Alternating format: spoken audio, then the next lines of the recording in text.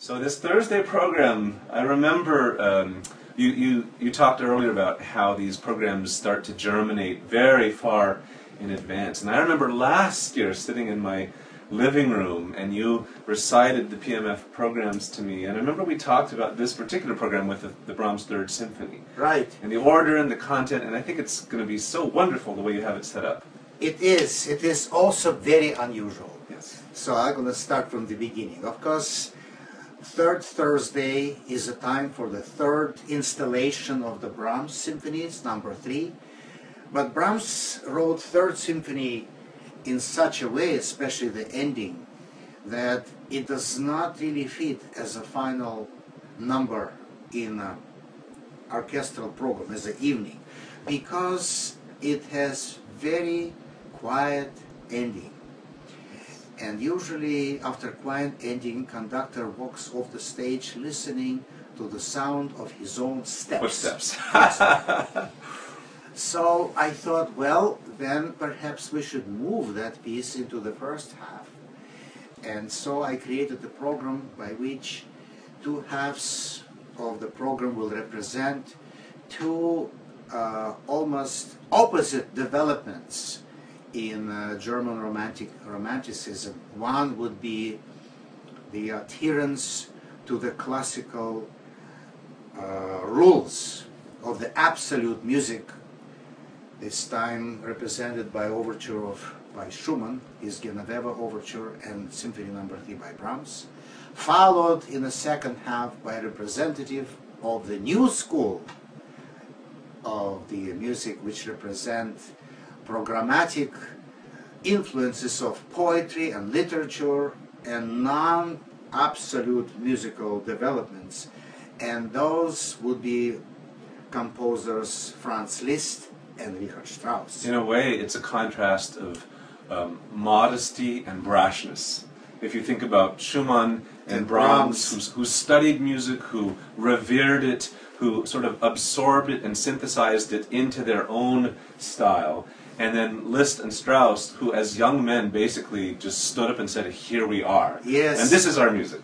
2 radicals. 2 radicals, that's right. All right. The Liszt will be represented by his second piano concerto in A major, and featuring young talent from Kiev, from Ukraine, who is finishing his master's degree now at Manhattan School of Music and has already a couple of international first prizes in the competitions and making his ways into the musical world of international solo career. His name is Pavel Gintov, 24, maybe 25 by now, years of age.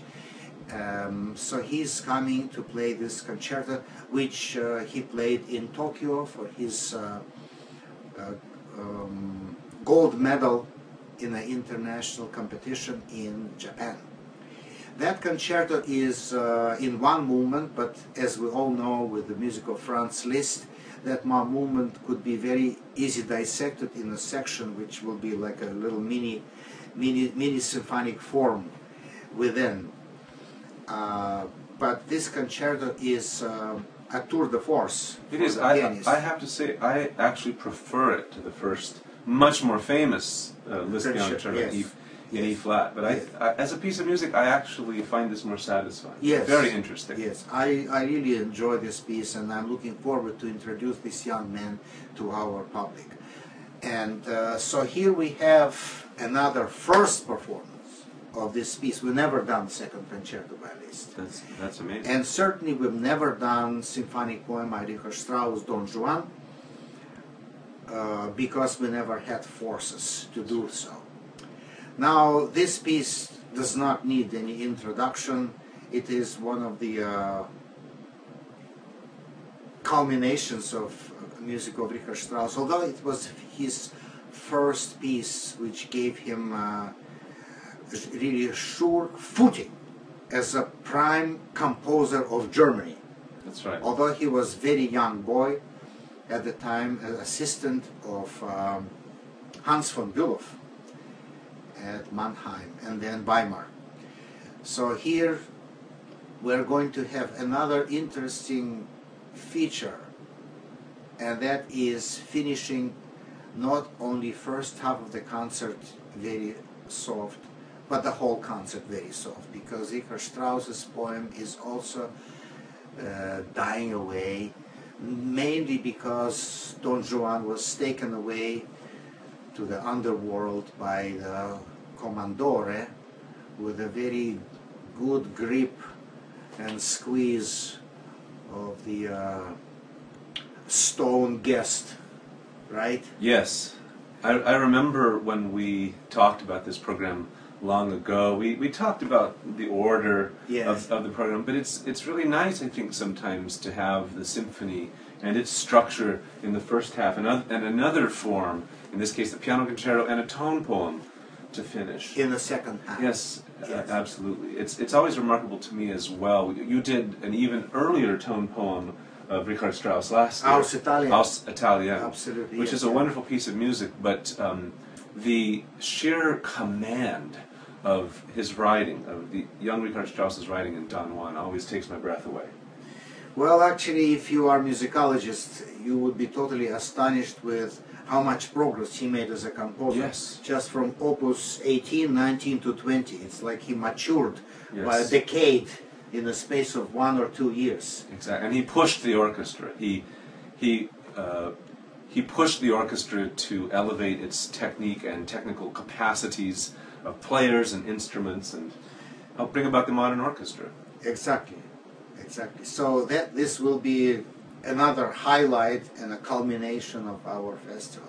And we should also just note, having talked earlier about Brahms being expected to take up the mantle of Beethoven, and you mentioned the expectation that his first symphony would be like Beethoven's 10th, and it really wasn't. But it's nonetheless very interesting to note the probably intentional references and homage that Brahms pays to Beethoven, especially in this third symphony, where you very frequently hear these motives, rhythmic and otherwise, that harken you back to Beethoven. Not to mention his homage to Schumann, because he, Yes. to his the very famous Ti bam bam bam.